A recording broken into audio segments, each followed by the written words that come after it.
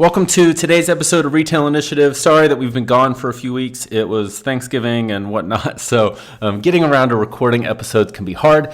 So we're going to do the theme and then we're going to get right into it. The rules of retail are changing. One by one, corporate retailers are closing their doors, and some call it the death of retail. But those rules never apply to independent retailers like us. We're writing our own rules. We're here to answer the questions about how to grow your business, stay competitive, and still have a life.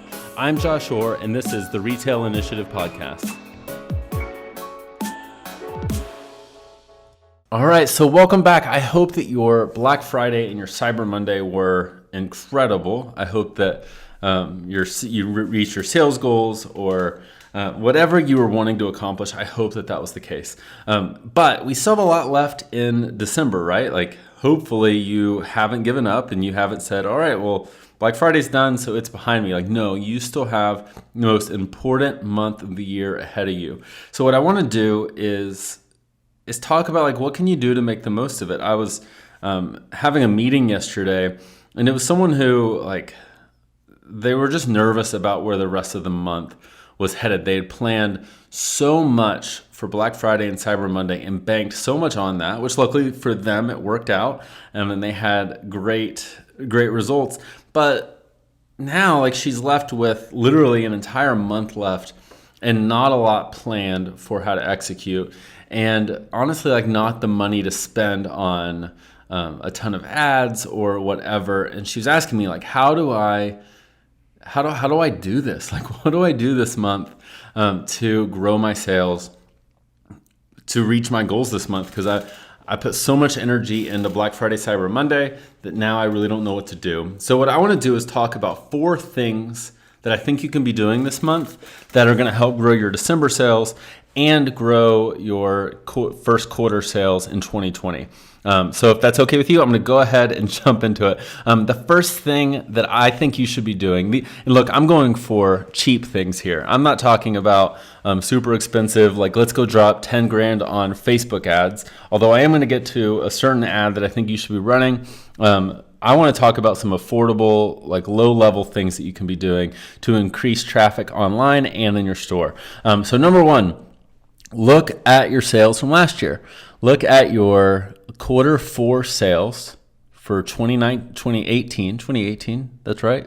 I'm at that age where years start to blend together. Your 2018 quarter 4 sales, and pull all the emails from those and create a list in your email program like Klaviyo or MailChimp or whatever you're using. MailChimp has a free version.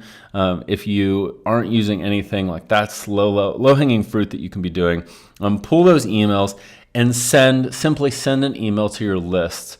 Maybe you offer them a discount, or maybe you simply invite them to come into the store. I'm a huge fan of discounts, because, like, low-level, small ones, like, hey, here's 25% or 20% off tops, or 20% off any category that's overstocked if you come visit us. These are the people that bought with you last year, and so they would be likely to also buy from you again.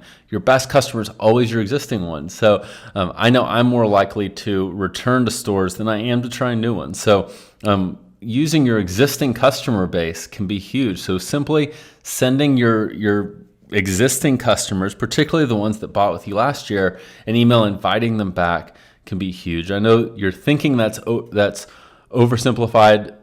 And if that is you, then I would ask, have you done it? And if you haven't, then do the simple things. A lot of the work that produces results isn't this outstanding new idea. It's the simple things that we just aren't doing. The next thing you can do for December, and this is super easy, email people that bought in November. They already are buying. They already are buying with you. Re-engage them and get them to come back into your store or back onto your website. If you're using something like Klaviyo, that can be set up automatically. But even if you're using MailChimp, you can simply run reports and send that email.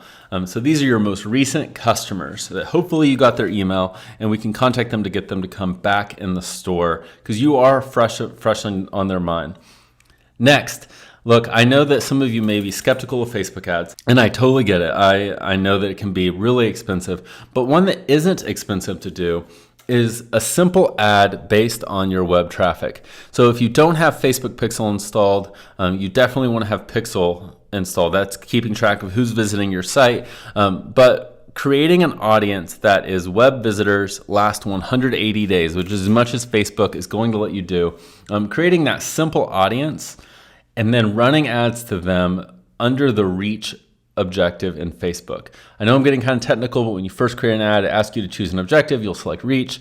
What that means is like, hey, show to everyone that's in this list. So everyone that's visited your website in the last 180 days is going to see this ad. Those are cheap ads to run. And those are people that already have visited you, so they're likely to want to visit you again.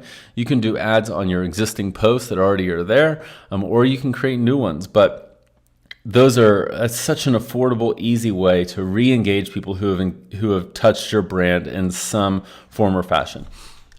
The last one is gift card promotions. I love gift card promotions. That's giving gift cards away. I'm a huge fan of spend $100, get a $10 gift card that can be used after January 1st. So it depends on which system you're using on how to do that. But what I like about this is, one, it incentivizes people to spend more right now. So look at what's your average order volume and pick a number that's above that. So if people typically spend $75 with you, then you might want to say, hey, spend $90 or more, get a $10 gift card, or spend $100 or more, get a $10 gift card. And make sure that the gift card is enough that it incentivizes them to want to come back and use it. So maybe if you're a high-end store, a $10 gift card is nothing. So you might want to do spend $200, get $20 or $25 on a gift card for free.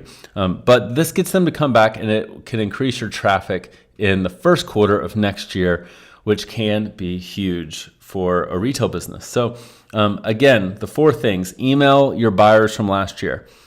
Email the people who just bought with you last month, inviting them to come back. Run Facebook ads based on your recent web traffic over the last 180 days, which is as much as Facebook's going to let you do. And then running a gift card promotion, spend X amount, get a free gift card to use after January 1. So I hope that this has been helpful for you. I hope that your December is super successful. Generally it's amazing to see what independent retail is doing. I'm super encouraged by your work. I know that this is an exhausting season.